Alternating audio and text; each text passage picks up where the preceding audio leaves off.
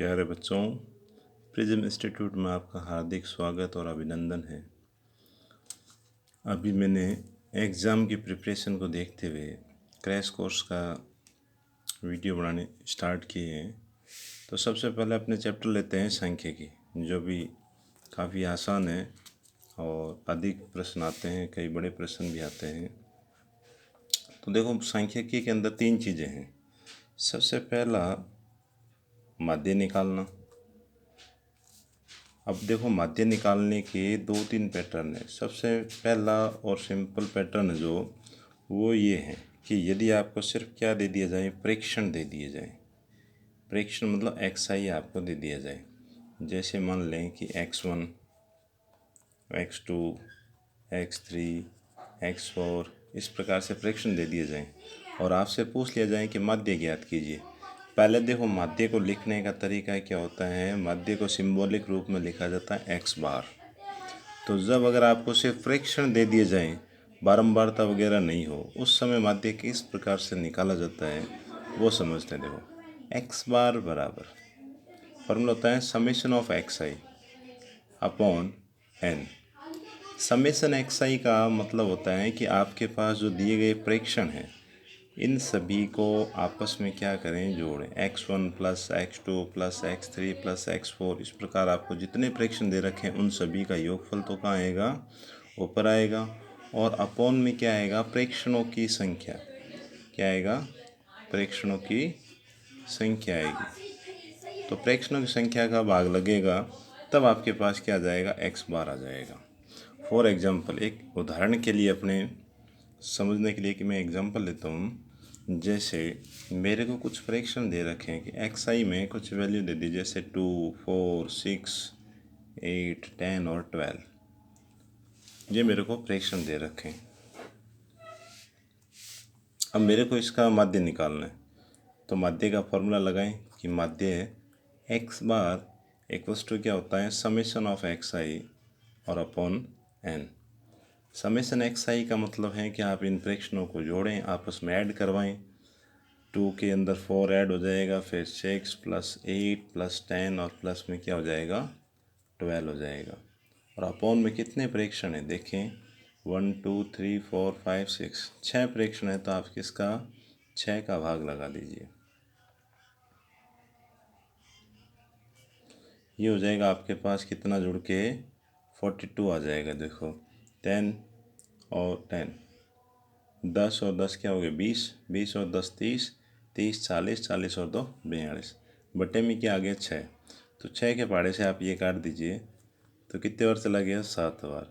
तो आपका जो मध्य है, आपको जो आंसर होगा क्या आ गया, 7 आ गया। तो इस प्रकार से सिंपल मध्य निकालने का तरीका है। जब आपको सिर्फ क्या दे दिया जाए, XI मिले, मतलब सिर्फ प्रेक्षण मिले, उस समय आपको मध्य ऐसे निकालना है। अब आगे चलते हैं, इसकी जो सेकंड कंडीशन है मध्य की, उस पर चलते हैं। अब मध्य की सेकंड कंडीशन ये होती है कि मध्य निकालने का पैटर्न थोड़ा सा बदल जाता है। कब, जब आपके पास XI मतलब प्रेक्षण के साथ में क्या आ जाए, आपके पास FI आ जाए, बारंबारता आ जाए, उस समय क्या काम करवाएं। तो उस समय आपका जो मध्य का फॉर्मूला वो थोड़ा सा चेंज हो जाएगा। अब जो x बार है, जो मध्य है, वो निकालने का पैटर्न हो जाएगा कि समेशन करवाएं किसका, XI इंटू FI। मतलब XI की गुणा आप FI से करवा के एक नया कॉलम आप जनरेट करें, FI इंटू XI या XI इंटू FI। अब आपको समेशन करवाना है किसका, योगफल करवाना है किसका, समेशन XI और FI का जो कॉलम है उसका आपको क्या करवाना है, योग। और फॉर्मूले में जो बट्टे में n था वो अब चेंज हो गया। पहले आपके पास क्या थी, पहले थी प्रेक्षणों की संख्या। पहले क्या था भाई, प्रेक्षणों की संख्या थी। अब जो आपके पास ये कैपिटल N होता है, इसे बोलते हैं क्या, बारंबारताओं का योग। क्या होता है, बारंबारताओं का योग। मतलब जो आपके पास FI वाला कॉलम है, मतलब ये वाला कॉलम है, ये FI, इसका आप योगफल करोगे, वो कहाँ रखेंगे, इसके बट्टे में लगा दिया जाएगा, तब आपके पास क्या आ जाएगा, मध्य आ जाएगा। तो इस प्रकार से ये फॉर्मूला थोड़ा सा चेंज हो जाता है। तो इस पे मैं आपको एक क्वेश्चन करवाऊँ। एक मैंने उदाहरण के तौर पे छोटा एक क्वेश्चन बनाया है, उसके ज़रिए समझते हैं। देखो, जैसे जैसे एक क्वेश्चन है, पहला ये कह रहा है कि निम्न बारंबारता बंटन का माध्य ज्ञात करो। जबकि आपको क्या दे रखा है, एक्स आई और एफ आई दोनों चीज़ें दे रखी हैं। एक्स आई में आपको क्या दे रखा है, 3, 5, 8, 11। एफ आई में दे रखा है 2, 4, 5 और 3। अब आपको करना क्या है, जब एफ आई और एक्स आई दोनों आ जाएं तो आप एक कॉलम और बनाए नया। कौन सा, x i into f i वाला। X i into f i का मतलब है क्या कि आप इन दोनों की मल्टीप्लाई करवाएं, वे दोनों कॉलम की मल्टीप्लाई करवा के नया कॉलम आप बनाएं। जैसे 3 को 2 से गुणा करोगे क्या आ जाएगा, 6 आ जाएगा। 5 को 4 से क्या आ गया, 20। 8 को 5 से क्या आ जाएगा, 40। 11 को 3 से क्या आ गया, 33। तो ये आपके पास एक्स आई गुणा एफ आई वाला कॉलम आ गया। अब इनको जोड़ लेते हैं। देखो 3 और 6 क्या हो गए, 9। 4 और 3 7, 7 और 2, 7 और 2 कितने हो गए, फिर से 9। और आपके पास जो एफ आई है इसका भी योगफल करवा ले भाई। 2, 4, 6, 6 और 5 11, 11 और 3 कितने हो गए, 14। तो कुल मिला के आपके पास जो एक्स बार है उसका फॉर्मूला लिखेंगे। क्या होता है कि summation of x I F I बटा कैपिटल एन। तो कुल मिला के आपका जो समेसन आया था, योगफल आया था किसका, x i into f i का, वो आपके पास आया था 99। और जो कैपिटल एन है मतलब समेसन ऑफ एफ आई है, बारंबारताओं का योग है, वो आपके पास कितना आया था, 14 शब्द आया। अब इसको भाग लगा के देखते हैं तो इसका लगभग मान आ जाएगा अपने 7.07। तो ये आपका आंसर आ गया। अब देखो इसमें माध्य के मैंने 3 प्रश्न इसके अंदर डाले हैं। सबसे पहला जो सिंपल था जिसमें एक्स आई और एफ आई आपको दे रखे हैं, आपको एक नया कॉलम जनरेट करवाना है एक्स आई गुणा एफ आई का, और वो कॉलम इन दोनों कॉलम के मल्टीप्लाई के द्वारा प्राप्त होगा। अब जैसे एक्स आई एफ आई आपने ले लिया तो उनका योगफल कर लें और एफ आई का योगफल कर लें। तो माध्य निकालने में क्या होगा, एक्स आई एफ आई वाला जो कॉलम था उनका जो योगफल है उसमें समेशन एफ आई मतलब एफ आई वाले कॉलम से आप डिवाइड करो तो आपके पास क्या जाएगा, माध्य जाएगा। अब आपके पास तरीका यही रहेगा। एक छोटा सा परिवर्तन, छोटा सा चेंजमेंट है इसमें। क्या है कि जैसे मान लो कि आपके पास वर्ग आ जाए, एक्स आई न दे के अगर वर्ग पूछ लिया जाए तो कैसे करवाएं। देखो एक प्रश्न मैंने इसमें एक डाला है, ये कह रहा है कि एक गांव की ढाणी के 25 परिवारों का प्रतिदिन, क्या 25 परिवारों का प्रतिदिन वह निम्न बारंबारता बंटन द्वारा दिया गया है, माध्य ज्ञात कीजिए। अब इसके अंदर आपको क्या दे दिया, वर्ग दे दिए है ना, एक्स आई नहीं दिया। और साथ में ये कह रहा है कि परिवारों की जो संख्या वो दे दी। परिवारों की संख्या का मतलब आपको क्या दिया है, उसने दे दिए बारंबारता। क्या दे दिया आपको, एफ आई दे दिया, इसे बोलते हैं एफ आई। अब आपके पास एक्स आई नहीं है तो एक्स आई आपको निकालना पड़ेगा। एक्स आई क्या होता है, मध्य बिंदु होता है। एक्स आई क्या होता है, मध्य बिंदु होता है। किसका मध्य बिंदु होगा, वर्ग का मध्य बिंदु होगा। जैसे वर्ग में आप देखें 25 से 30 क्या दे रखा है, 25 से 30। तो 25 और 30 के बीच का बिंदु, या तो आप यूँ करें कि 25 के अंदर आप 35 को जोड़ लीजिए, 25 में 35 को आप जोड़ लीजिए फिर उसको 2 से भाग करवा दें। या फिर आप यूँ देखें कि भाई 25 और 35 के बीच में गैप कितने का आ रहा है, 10 का आ रहा है। 10 का हाफ करवाओ, 10 का आधा करवाओ, 10 का आधा क्या आ जाएगा, 5 आ जाएगा। 5 को आप 25 में जोड़ दें क्या आ जाएगा, 30। इस प्रकार ले सकते हैं। अब सभी के अंदर यही काम करवाना है। अब 5 को 35 में जोड़ेंगे क्या आ जाएगा, 40। फिर 5 को 45 में जोड़ेंगे क्या आ जाएगा, 50। और 5 को 55 में जोड़ेंगे क्या आ जाएगा, 60। और 5 को 65 में जोड़ेंगे क्या आ जाएगा, 70। ये आपका एक्स आई आ गया। जैसे ही आपके पास एक्स आई आ जाए काम आपको वही करवाना है जो पहले करवाया था। क्या काम करवाना है कि एक्स आई मिलते ही एक्स आई और एफ आई के आपस में गुणा करवा के एक नया कॉलम बनाओ। गुणा मतलब 3 की मल्टीप्लाई करवानी है 30 से, तो 3 की आप करोगे क्या आ जाएगा, 90 आ जाएगा। 7 की 40 से करोगे तो 280। और किसकी 50 को 6 की करवाओगे तो 300। 6 की 60 से करवाओगे तो क्या आ जाएगा, 3600। और 7 की 3 से करवाओ तो कितना आ जाएगा 2100। अब इसका योगफल निकाल लें। अब इस कॉलम का योगफल तो पहले तो क्या आ जाएगा 0, उसके बाद क्या आ जाएगा 17 17, फिर रह गया आपका 1 और 1 2, 2 और 6 8, 8 और 3, 8 और 3 हो गया 11, 11, 11 और 2, 11 और 2 हो गया आपके पास क्या 13। असल पर एक रह गई 3 और 3 क्या हो गए 6। तो ये आ जाएगा आपके पास क्या 63 70 आ जाएगा। 63 70। अरे 1 मिनट रुकिए, देखो ये आ जाएगा आपके पास मल्टीप्लाई में 360 आ जाएगा, सॉरी 3600 नहीं 360। ये 3 से गुणा करवाएंगे तो 2100 नहीं आएगा, 210 आएगा सॉरी। तो अब आप इनका योगफल करवाओगे तो योगफल आ जाएगा आपके पास 1240 आ जाएगा। योगफल क्या आ जाएगा 1240, बाई मिस्टेक हो गई है 1240 इसका योगफल आ जाएगा।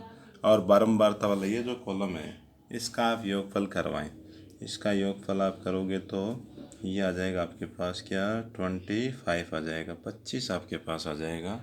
अब आपको वही फॉर्मूला वापस से लगाना माध्य के लिए कि एक्स बार बराबर क्या होगा, एक्स बार बराबर होगा वही summation x I F I बटा कैपिटल एन। तो इसकी वैल्यू तो आई थी 1240 बटा एन आया था आपके पास 25। 25 का आप भाग लगाओगे तो लगभग आपका आंसर आ जाएगा 49.60 आपका आंसर हो जाएगी, आंसर आ जाएगा। कहने का मतलब ये था कि पैटर्न वो आपका फॉर्मूला वही रहेगा जो पहले वाले क्वेश्चन में था। अब आपको एक्स आई ने देखे वो आपको क्या दे दिया, उसने दे दिया आपको। तो कुल मिला के इन दोनों प्रश्नों में यही है कि पहले वाले में एक्स आई आपके पास था, एफ आई था, आपने एक्स आई एफ आई निकाल लिया। दूसरे प्रश्न में आपको एक्स आई ने दे के एक वर्ग दे दिया, तो आपका पैटर्न वही रहेगा। सिर्फ करना क्या है कि वर्ग के द्वारा वर्ग का जो मध्य बिंदु है उसके द्वारा आप पहले एक्स आई वाला कॉलम बनाएं, एक्स आई निकालो। एक्स आई निकालने के बाद एफ आई आपको दे ही रखें और सेम विधि जो पहले वाले क्वेश्चन की थी वही इसी प्रश्न की आ जाएगी। एक्स आई इंटू एफ आई करवा के बटे में क्या है कैपिटल एन, मतलब बारंबारताओं का भाग लगेगा। अब माध्य के अंदर क्या होता है, एक लघु विधि और आती है। लघु विधि के द्वारा किस प्रकार से प्रश्न को निकालना वो एक बार देख लेते हैं। देखो देखें, एक प्रश्न आपको दे रखा है। प्रश्न किस प्रकार का है, ये कह रहा है कि किसी कक्षा के 30 विद्यार्थियों की मेडिकल जांच के समय उनके भार निम्न रूप में रिकॉर्ड किए गए। कल्पित मध्य विधि द्वारा छात्रों का मध्य भार ज्ञात कीजिए। अब देखो कल्पित विधि क्या है, आपका जो फॉर्मूला था उसमें थोड़ा सा चेंजमेंट आ जाता है। चेंजमेंट वो किस प्रकार से आता है उसी को अपने सीखते हैं। देखो कुछ नहीं, जैसा भी आपने देखा था 2 पैटर्न मैंने आपको पहले बताए थे अभी। अब इसमें एक पैटर्न और जोड़ देते हैं। कल्पित विधि, माध्य की जो कल्पित विधि है उसमें एक हल्का सा चेंजमेंट क्या आता है। देखो होता है क्या, आपको एक्स आई दे रखा हो, मान लो एक्स आई दे रखा है, एक्स आई नहीं होगा तो आपको क्या देगा, वर्ग देगा। तो वर्ग के द्वारा आप क्या निकाल लो, एक्स आई निकालना अपने अभी सीखा है वैसे एक्स आई निकाल लो।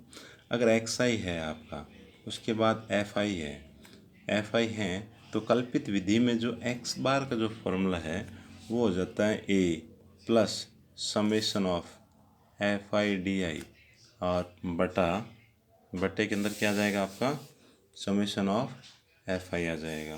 क्या आ जाएगा समेशन ऑफ एफ आई। तो कुल मिला के ये जो ए है, ये जो अपने ए लेते हैं इसको बोलते हैं कल्पित मध्य। क्या बोलते हैं, कल्पित मध्य। क्या होता है, कल्पित मध्य। अब कल्पित मध्य का मतलब है आपको कल्पना करनी है। कल्पना मतलब जैसे मान लो कि एक्स आई में आपको जैसे कुछ वैल्यू दे रखी है, जैसे क्या कुछ मान आपको दे रखे हैं। इस प्रकार मैंने उदाहरण के तौर पे कुछ मानों को लिए। अब कल्पना अगर आपको करनी है, कल्पित मध्य आपको लेना, तो करते हैं क्या, देखो एक ऊपर से छोड़ दें, एक नीचे वाले इसको छोड़ दें, फिर एक इस ऊपर वाले को छोड़ दें, फिर एक नीचे वाले छोड़ दें। जो बीच में आपका बच जाएगा वही आपका क्या कहलाता है, कल्पित माध्य कहलाता है। ये आपके पास प्राप्त हो जाएगा। अगर मान लो बाई चांस आप इस प्रकार से क्या ऊपर नीचे से कट करते रहते हो और बीच में मान लो कि आपके पास जैसे यहाँ 7 के बाद 8 और लिख देता हूँ मैं, उस समय बीच में आपके पास 2 अंक रह जाएंगे। जब कभी 2 अंक रह जाएं तो हमेशा ऊपर वाले को क्या लेते हैं, कल्पित माध्य लेते हैं। तो ये 2 कंडीशन थी इसमें। अब जब आपके पास कल्पित मध्य ए आ जाता है उस समय क्या है, अपने को डी आई निकालना होता है। डी आई क्या होता है, एक्स आई में से आप ए को घटा दो। क्या घटाते हैं, एक्स आई में से ए को। एक्स आई कौन है, जो आपको दे रखे हैं। ए कौन है, जो आपने एज्यूम किए हैं, कल्पना की है, कल्पित मध्य आपने माना वो क्या है, ए है। इस प्रकार से आपका एक कॉलम तैयार हो जाएगा। ये आने के बाद में फॉर्मूले में देखो नेक्स्ट एलिमेंट क्या है, ए आपको पता है F I into D I. ये अभी कॉलम बना नहीं, तो एक कॉलम आप और बनाएं, एफ आई गुणा डी आई। एफ आई की डी आई से आप गुणा करवा के एक कॉलम और बनाओगे। तो करना क्या है, ये आपने जो कल्पना कर रखी है, कल्पित मध्य लिया, उसको रखना है। इसका मतलब ये है कि एफ आई डी आई वाले कॉलम है उसके योगफल को कहाँ रखेंगे, ऊपर। समेशन एफ आई मतलब बारंबारताओं का जो योगफल है उसको करके कहाँ रखेंगे, नीचे। इस प्रकार का आपका क्या जाएगा, कल्पित विधि के द्वारा मध्य आपको मिल जाएगा। इसी पे आपका ये प्रश्न था जो मैंने आपको अभी पहले बताया है। अब इसके अंदर देखो क्या दे रखा है, इसने दिया है भार दिए। भार किस में दिए हैं, केजी में। विद्यार्थियों की संख्या दे दी। विद्यार्थियों की संख्या का मतलब आपको क्या दे दिया, एफ आई दे दिया। क्या दे दिया, एफ आई दे दिया। इसका मतलब एक्स आई नहीं है, एक्स आई निकाल लेते हैं। एक्स आई क्या होता है, मिडिल पॉइंट या मध्य बिंदु होता है। तो मिडिल पॉइंट अपने निकाल लेते हैं। देखो 40 और 45 के बीच में कितने का गैप आ गया, 5 का। और 5 का आधा क्या होता है, 2.5। क्या हो जाएगा, 2.5। तो 2.5 को इसकी जो निम्न सीमा बोलते हैं, ये क्या है, इसकी निम्न सीमा है। निम्न सीमा के अंदर आप जोड़ते जाओगे आपको एक्स आई मिलता रहेगा। 40 के अंदर 2.5 आप जोड़ दोगे क्या हो जाएगा, 42.5। 45 में 2.5 जोड़ोगे क्या हो जाएगा, 47.5। 50 में 2.5 जोड़ोगे क्या हो जाएगा, 52.5। 55 में 2.5 जोड़ोगे क्या आएगा, 57.5। 60 में 2.5 जोड़ोगे क्या आएगा, 62.5। 65 में 2.5 जोड़ोगे क्या आएगा, 67.5। 70 में 2.5 जोड़ोगे तो क्या आ जाएगा, 72 आ जाएगा। इस प्रकार से एक्स आई निकल गया। एक्स आई निकलने के बाद अब आप ये डिसाइड करें कि ये आप किसे लोगे, ये आप किसको लोगे। तो देखें, इसको छोड़ दें, है ना। एक आप नीचे से इसको एक को छोड़ दें, फिर एक ऊपर वाले वैल्यू को, एक नीचे वाले वैल्यू को छोड़ दें, फिर एक ऊपर की एक नीचे की वैल्यू को छोड़ दें। ऐसा करते करते अपने को ये मिला कि जो अपना क्या है, बीच का एक मान है। बीच का कौन सा मान रह गया, 57.5 आपका बचा हुआ रह गया। क्या रह गया, 57.5 आपका बचा हुआ रह गया। यही आपका कौन है, ए है, कल्पित मध्य है। तो कल्पित मध्य का मान क्या आ गया, 57.5। ये अपना कल्पित मध्य आ गया। अब कल्पित मध्य आ गया है, जो जैसे ही कल्पित मध्य आ जाए उस समय अपने को निकालना है क्या है, एक नया कॉलम और निकालेंगे। क्या, डी आई। डी आई कैसे निकलेगा, एक्स आई में से ए को घटाएं। एक्स आई आपके पास में यहाँ लिखा हुआ है, एक्स आई आपका ये रहा, ए ये रहा। तो देखो 42.5 में से 57.5 घटाएंगे तो क्या आ जाएगा, कितना रह जाएगा, 57.5 घटा 42.5 में से 57.5 घटाएंगे तो क्या रह जाएगा, 15। 15 रहेगा, वो भी किसका, माइनस का। 47.5 में से 57.5 घटाओगे तो क्या रहेगा, माइनस का 10 रह जाएगा। उसके बाद 52.5 में से 57.5 घटाओगे तो क्या रहेगा, माइनस का 5। और 57.5 में से 57.5 घटाओगे क्या आएगा, 0। 62.5 को 57.5 में से घटाओगे तो क्या आ जाएगा, 5। इस प्रकार आगे आप घटाते रहोगे तो क्या आएगा, 10 और 15। जैसे डी आई आ जाए तो एक कॉलम की आपको आवश्यकता और रहेगी।